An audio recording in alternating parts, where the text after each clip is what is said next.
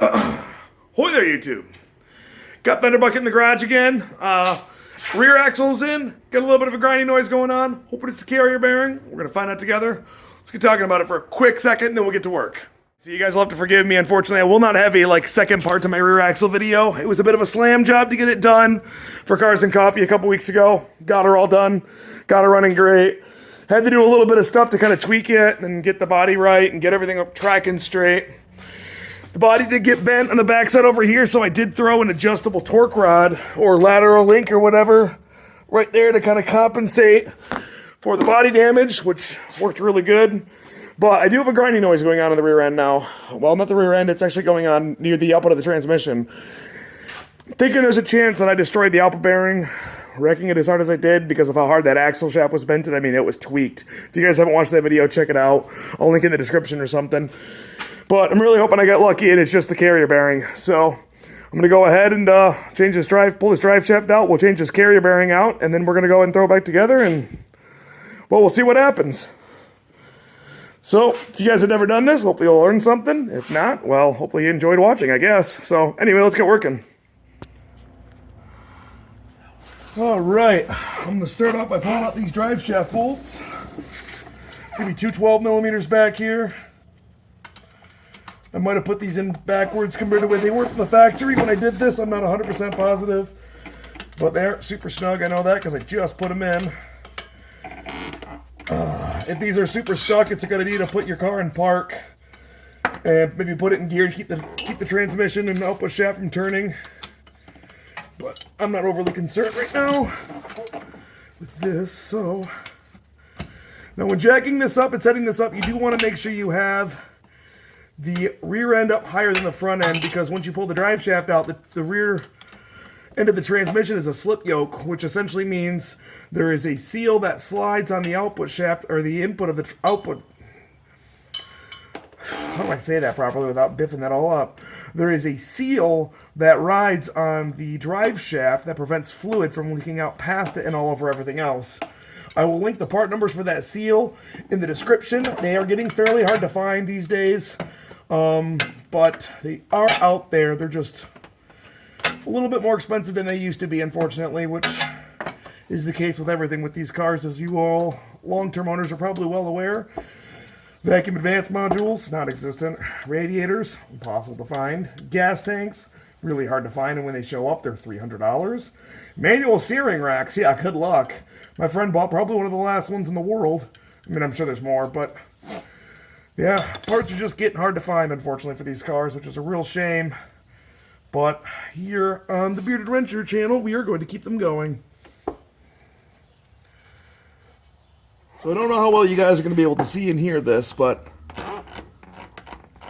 you can hear that carrier bearing. The bushing alone has some squeaking to it, which is why I'm hopeful it's this and not the output shaft of the transmission. But with the shock load that I sent through it, I wouldn't be too surprised. If the transmission mount is junk, I don't have good news. Those are pretty much non-existent now, which you can see this one is pretty much gone. People have been modifying the two-wheel drive ones. They cut the ear off of the driver's side right there, and then they weld it to the two-wheel drive transmission mount. We are going to want to jack the rear end up and get the rear end up a little bit higher than the front end right here, like I said, because once this comes out, this is going to puke oil everywhere. Hopefully the seal isn't bad, because I do not believe I have one, so we're going to risk it and see what happens. Next up, let's go pull these two bolts right here. These are both, I believe, 14mm, but they might only be 12s, but I'm pretty sure they're 14s.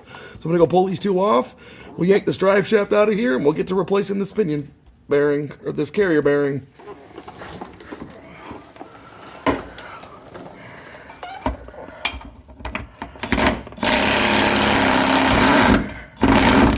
Oh boy.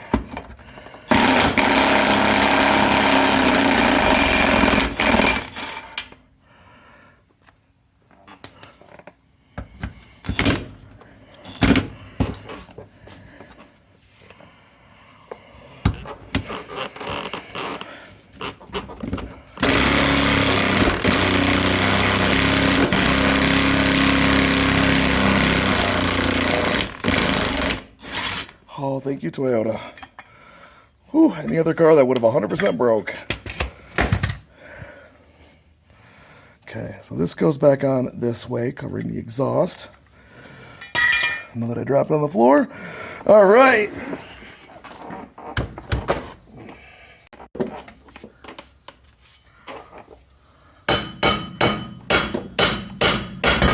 There we go. Let's go ahead and slide this one out of there.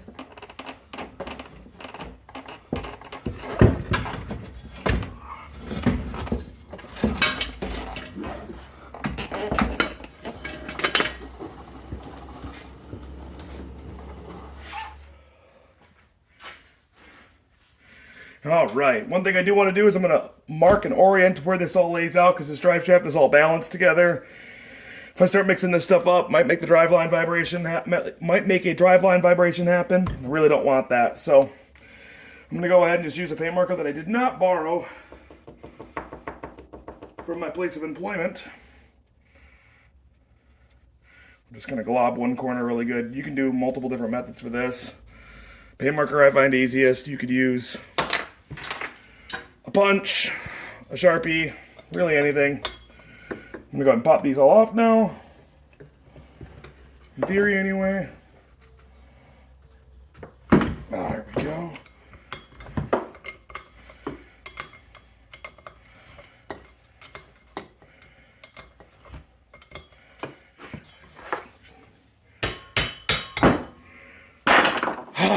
Out she goes. Now's a good time to check your U-joints for play. These should move around fairly freely like this, but where you really don't want to feel is like almost like ball joint or tie rod end play, if you guys are familiar with that. You shouldn't really feel any side-to-side clunking any which way. I am no driveline expert, but based on my experiences, that is what I would recommend. This one does have a little bit of play right here. This is the output one by the differential, so it wouldn't be a bad idea to get this drive shaft rebuilt at some point, but we're not going to worry about it right now. This is our main important focus. Oh yeah, hear that? I think this is my problem right here. Oh, I really hope so. I'll be really sad if my trans is junk.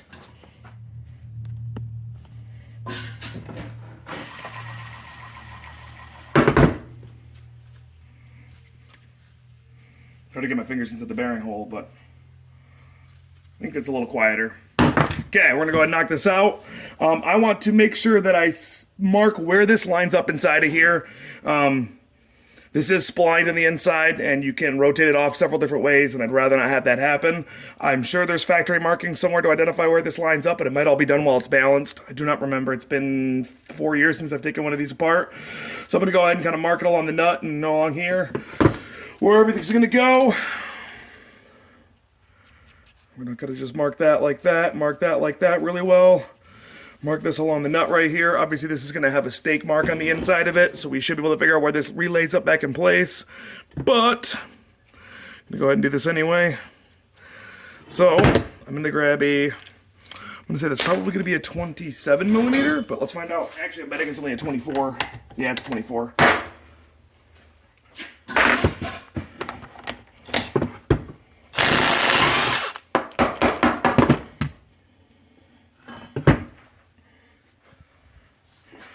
This is really not the right way to do this, but we're going to go ahead and just gently tap to get this to kind of want to slide down. A couple of light taps.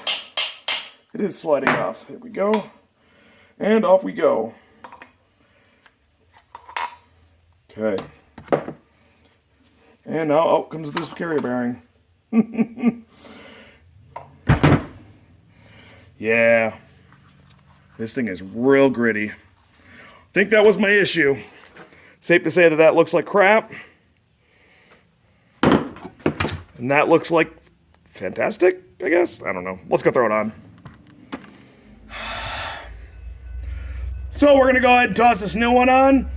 This is how it came off this way. So you'll see two little indents right there and right there. That is facing forward into the rear output shaft of the transmission. So these little dimples face forward. See, the new one has some dimples here and no dimples there. So we're going to go ahead and slide around just like this.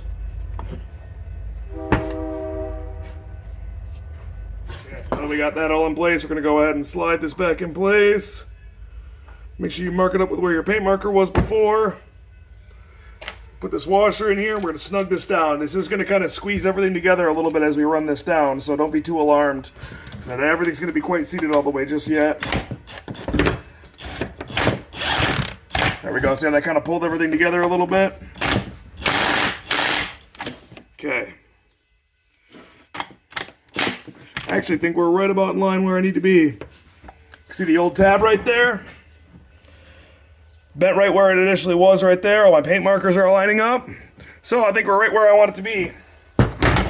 So that means I'm going to do, let's just go ahead and reuse this.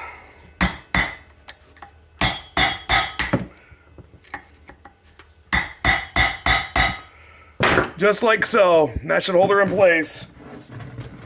Oh yeah. Oh yeah. That is so much better. Look at that. Oh.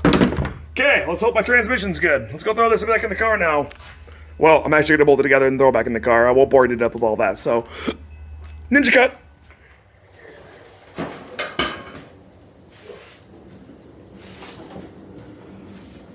Right. Okay, so this does have two sides. You will notice it's the off center where the bolts go into this little flange right here. You want the highest point to be facing upward into the trans tunnel. So let's go ahead and slide this over the exhaust.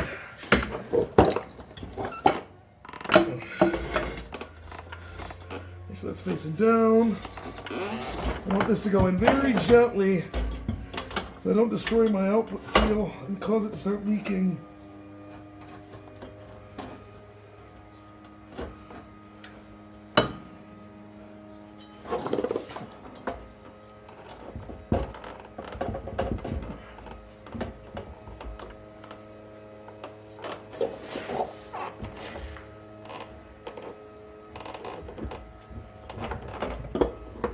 Go. This little flange is going to go over there to the exhaust side.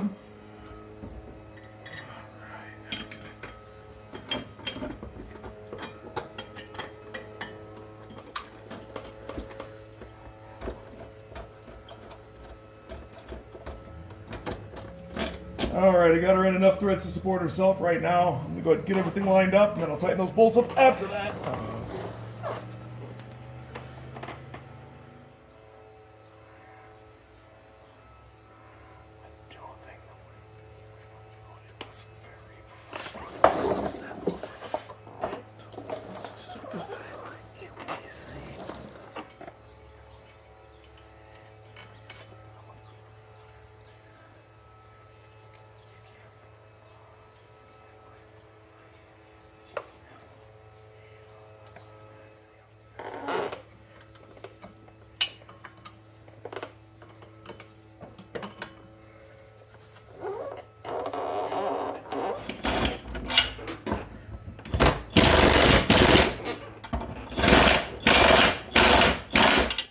We are back in the car now.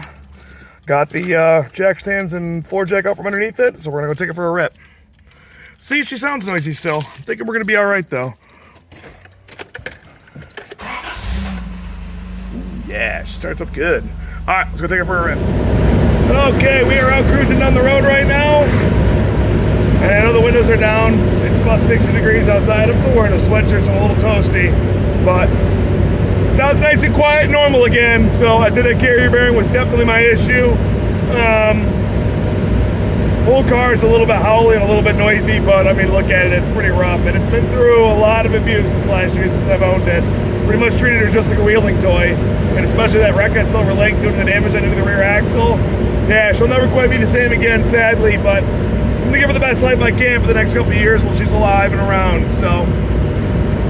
Ah, man, this feels nice. I like driving this car.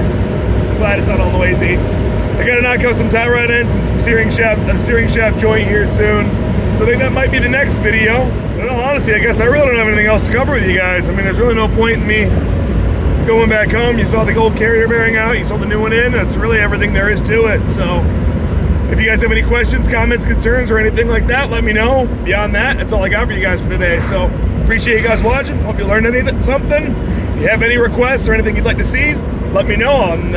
Shoot a note in the word spot, shoot me an email, and we can get something worked out. I'll be glad to make a video. Anyway, appreciate you guys watching. Catch you in the next one. Adios.